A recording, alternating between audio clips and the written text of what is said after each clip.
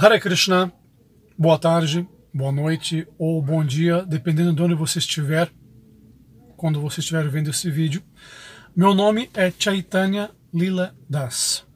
Sou membro da Sociedade Internacional para a Consciência de Krishna. Popularmente nos conhecem como os Hare Krishna, mas o termo correto é Vaishnavas, porque nós praticamos o Vaishnavismo.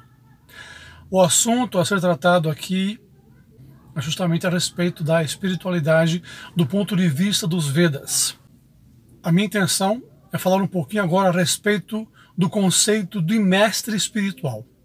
Um tema bastante interessante, sobre o qual inclusive devemos ter uma compreensão muito clara, porque isso gera muita confusão e muito desencaminhamento, é com relação ao mestre espiritual. O mestre espiritual, quando falamos em mestre espiritual, não se trata de alguém que desce, incorpora e fala diferente. Não. Falamos de uma pessoa de carne e osso, porém já muito mais experiente, uma pessoa que tem uma bagagem, que tem, como se chamava antigamente, o know-how, uma pessoa que tem a condição, a qualificação para orientar outras pessoas espiritualmente, como se diz em um livro que eu indico, inclusive, que é o Upadeshamrita, ou Néctar da Instrução de Rupa Goswami, que ele descreve as qualidades de um mestre espiritual. O mestre espiritual não é uma pessoa que se autofabrica, ele é reconhecido por suas qualidades por outros mestres espirituais. Vacho vegam manasakroda vegam jihva vegam udarupasta vegam etam vegam jovishareta dira sarvapimam pritwim saseshat. O mestre espiritual, como diz nesse verso, ele é um dira, é uma pessoa sóbria. Ele não vive para a satisfação dos sentidos. Normalmente ele é conhecido como Goswami. Go, sentidos, Swami, aquele que controla os sentidos. Aquele que é o senhor dos sentidos e não um escravo, um servo dos sentidos. Uma pessoa que é um escravo dos sentidos não consegue nem sequer cuidar e dirigir a si própria. O que falar de cuidar e dirigir outras pessoas? E tão relevante é a aceitação de um mestre espiritual que a própria suprema personalidade de Deus, Sri Krishna no Bhagavad Gita fala: Tadvidi pranipatena pariprajana sevaya upadekshanti tegyanam gyaninas tattva darshinaha. Que você deve se aproximar de um mestre espiritual fidedigno, indagar-lhe com submissão e prestar-lhe serviço. Porque uma alma autorrealizada pode te dar conhecimento, uma vez que ele é um Tattva-darshi.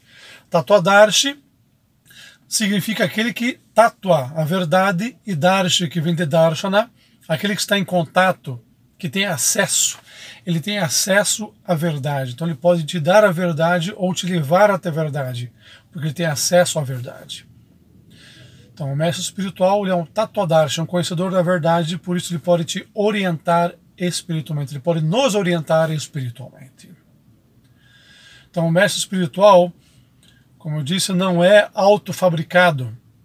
Assim como um advogado, ele não se forma em bacharel e não é reconhecido como advogado e não é autorizado a advogar a menos que tenha a sua carteirinha da OAB, né? Como todos nós sabemos. Não basta ele se formar, tirar o seu bacharel em advocacia. Ele tem que ser reconhecido por outros advogados como advogado. Caso contrário, ele não tem o direito de advogar. É assim que funciona. Assim é a lei.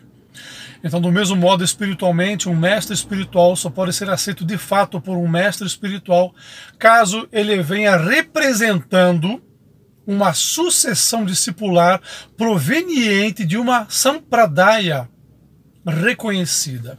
Quando falamos Sampradaya significa uma escola de yoga, uma escola de mestres espirituais, que são as 4 escolas. Quais são as 4 escolas? São a qual nós, como membros da ISKCON, pertencemos: a Brahma Madhva Gaudiya Vaishnava Sampradaya, proveniente do Sr. Brahma. Existe a Rudra Sampradaya, proveniente do Sr. Shiva. A Lakshmi Sampradaya, proveniente da semideusa Lakshmi. e a Kumara Sampradaya, que vem dos 4 Kumaras, filhos do Sr. Brahma. O tema do mestre espiritual é um tema bastante abrangente, bastante interessante e muito importante, e vale a pena discutirmos em outra oportunidade. Mas é interessante que entendamos claramente que um mestre espiritual não se autofabrica. Ele tem que ser reconhecido por outros mestres espirituais e vir representando uma escola autêntica. Caso contrário, ele é nada mais que mais um enganador. É um cego que estará guiando outros cegos dentro da sociedade na qual nós vivemos.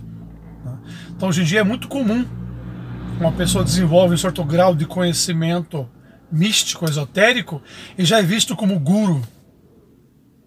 Já é visto como guru. Mas quando um tolo reconhece um outro tolo como sendo um guru, podemos ver que a coisa está feia. Está muito feia. Se um sábio diz que uma pessoa é sábia, isso é crível, isso é aceitável. Agora, se um tolo chama outra pessoa tola de sábio, qual é a validade, qual é o valor dessa afirmação? Com certeza não é de grande valor. Hare Krishna, Haribol, obrigado pela atenção. Chaitanya Lila Das aqui se despede.